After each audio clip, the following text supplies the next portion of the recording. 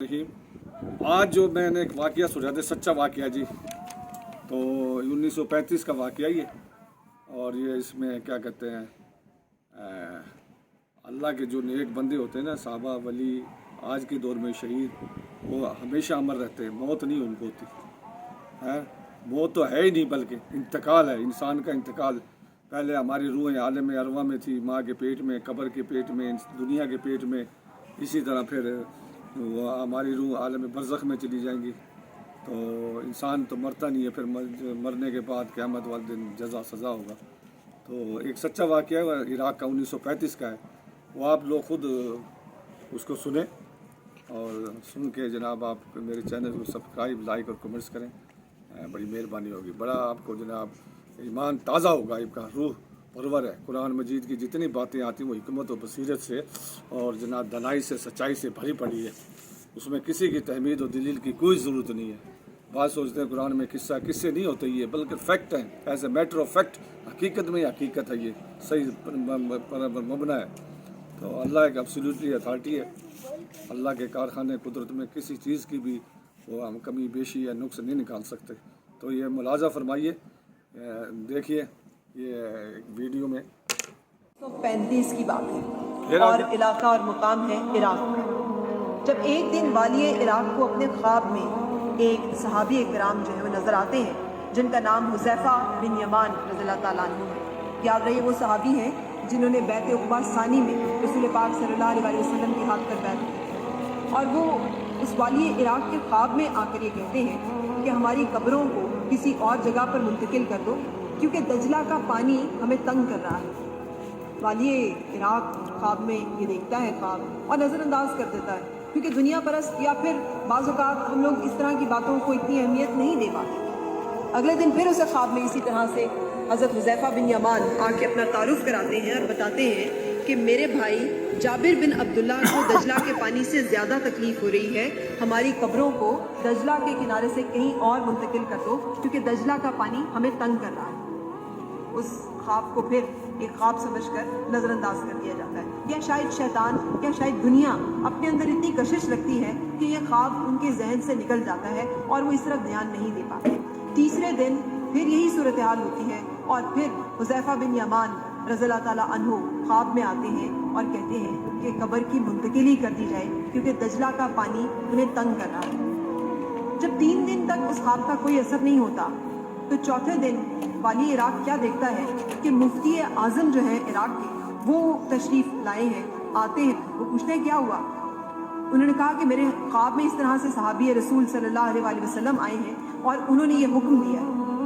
ये सुनकर वाली इराक़ को याद आया कि ऐसी बिशारत और इस तरह का ख्वाब तो उसने भी देखा है। तो उसने उसके बारे में तहकीक की और उसने कहा कि मैं ये समझता हूँ कि किसी मुसलमान की कब्र को खोलना जायज़ नहीं है, तो अगर आप इस बारे में कोई फतवा दे दें तो फिर ये पर्दा खोला जा सकता है। कहते हैं कि बरतानवी इंजीनियर्स ने अपनी तहकीकात की, उन्होंने अपने तमाम आलात, मशीनें, जो भी उनकी कैलकुलेशंस थी वो की और खुदाई भी की। उन दोनों अजसाम के पास, उन दोनों कब्रों के आसपास 20-20 फीट बल्कि इससे भी ज़्यादा गहराई तक और खासी गहराई तक जो है खुदाई की गई। पानी के कोई आसार नहीं मिले। जब पानी के कोई आसार नहीं मिले तो वाली इराक़ मुतमईन हो गया, क्योंकि उसका जो आर्ग्यूमेंट था कि हमें बहमा हो सकता है, वसवसा हो सकता है, ये कैसे हो सकता है कि ये मामला इस तरह से हो। उसकी तस्दीक हो गई। उसने कहा देखिए, दुनिया की जदीद तरीन लेटेस्ट आलात, जदीद तरीन टेक्नोलॉजी, जदीद तरीन मशीनरी और बेहतरीन इंजीनियर्स भी इस चीज़ की तस्दीक कर रहे हैं कि ऐसा कोई मामला हो ही नहीं रहा, तो हम किस लिए कब्र खोलें। मुफ्ती आज़म इराक़ के डट गए। उन्होंने कहा कि जनाब, मुझे सहाबी रसूल सल्लल्लाहु अलैहि वसल्लम का हुक्म है, मैं रूहानी मामलात पर यकीन रखता हूँ, मैं ये दरख्वास्त करता हूँ कि आप कब्र कुशाई की इजाज़त दीजिए, कब्र खोली जाए और देखा जाए कि क्या मामला है। अब जब ये मामला इस तरह से ज़ेरे बहस आया तो तमाम आलम इस्लाम के लिए एक बड़ा मसला था। उस ज़माने में अभी इतना मीडिया एडवांस नहीं हुआ था, लेकिन इसके बावजूद टेलीविज़न और बहुत सारे लोग मीडिया के ज़रिए एक दूसरे से मुंसलिक जो है, अखबारों के ज़रिए से, जराइद के ज़रिए से, मुख्तलिफ़ तरह से वहाँ पर आए। उन सब की मौजूदगी में कब्र कुशाई की गई। कहते हैं कि जब कब्र खोली गई तो देखने वाले हैरान रह गए कि कब्र का पानी हज़रत जाबिर बिन अब्दुल्ला रज़ियल्लाहु ताला अन्हु के कदम मुबारक टच कर रहा था। दजला का जो पानी है वो पाँव छू रहा था اور حضرت حذیفہ بن یمان رضی اللہ تعالیٰ عنہ کی قبر سے ابھی چند فٹ کے فاصلے پر تھا۔ یہ بھی انہوں نے اپنی آنکھوں سے دیکھا کہ جسم مبارکوں کی کیا بات کی جائے، کفن تک میلا نہیں تھا، کفن اس حالت میں موجود تھا کہ جو ناقابل یقین تھا۔ اور یہ 1350 سال گزر چکے ہیں، یہ 1935 کی میں آپ کو بات بتا رہی ہوں۔